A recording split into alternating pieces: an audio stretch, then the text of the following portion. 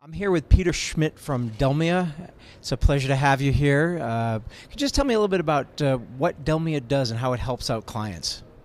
Thank you. It's a pleasure to be here.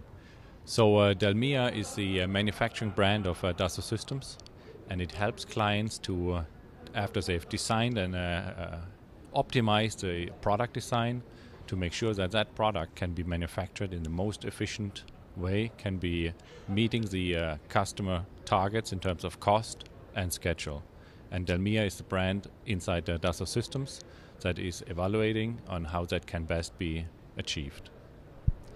Do you have a couple of really good examples, case studies, clients that you can share with us that you think highlight some of the capabilities? We have some interesting case studies out of automotive, shipbuilding, and aerospace. If I highlight a few from automotive, it's probably the ability to optimize cycle times on the robotic simulation. How can we optimize offline programming, meet exact timelines, being able to process engineering changes that are coming against earlier states of the product, be able to re-evaluate that and drive tremendous cost out of the process, because we can reuse what has already been designed and simulated in terms of simulation, and drive a tremendous financial benefit for the customer. Other examples are in the aerospace industry, where we help the reconciliation of E-bomb to M-bomb all the way down to the shop floor, ensuring that engineering changes that are made in engineering, processed through manufacturing, make it all the way to the shop floor, taking the configuration effectivity into consideration. And we have seen tremendous success with that as well. That's a big topic we see in the aerospace and defense industry. That's all really great, because one of the things that I find is in the innovation space, everybody thinks that novelty and newness is what's important, but actually from my perspective, it's speed and adaptability. Can you talk a little bit about the adaptability side, the agility, being able to help organizations, with the speed of change right now? That, I think, is one of the most critical things that an organization needs to be able to address. Absolutely.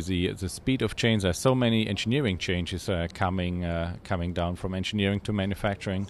Organizations are tasked with typically less people to accommodate more, and the ability to be able to manage that and master that and drive changes down to the shop floor is an absolute critical element. And I believe that we have very interesting solutions that can help customers in the industries I just mentioned to drive that forward. Well, it's a pretty exciting product, what you're able to do. Can you share anything that you think is coming down the line that you think is very interesting that's going to help your customers even more? Absolutely. We just recently acquired a company for MES, manufacturing execution systems, that we connected to our planning, so that we can now display on the shop floor a 3D graphic that is created on the engineering side and is delivered down on the shop floor. It's a fantastic closing of the chain. We call that digital thread, go from engineering all the way to the shop floor. Another interesting technology we have is we call it predictive analysis. It's about pattern recognition, and is, I would say, an SPC, a statistical process control on steroids, because we can go beyond what you can do with a statistical process control and find combinations of process parameters that yield better results than what you can do with the traditional approach. And key industries or key processes where we have seen that is, for example, the composite manufacturing, where we've seen tremendous improvement in yield through the application of that technology. So that's a key area we feel very optimistic and very providing a lot of value for our customers. Well, that's very exciting. So I'm going to ask you one last question. It's a question I've actually asked your customers who are attending the conference here. What is the one thing that you've heard over the past day and a half now that actually gets you to think differently about innovation, think differently about collaboration, and how you might work with your customers in the future, or even how you might develop some of your products in the future? That's an interesting and loaded question. One thing I've heard over and over is, we are a provider of technology. But technology can only be absorbed if the right organization and the right structures in terms of business processes are implemented. And I think it's kind of the one can't live without the other.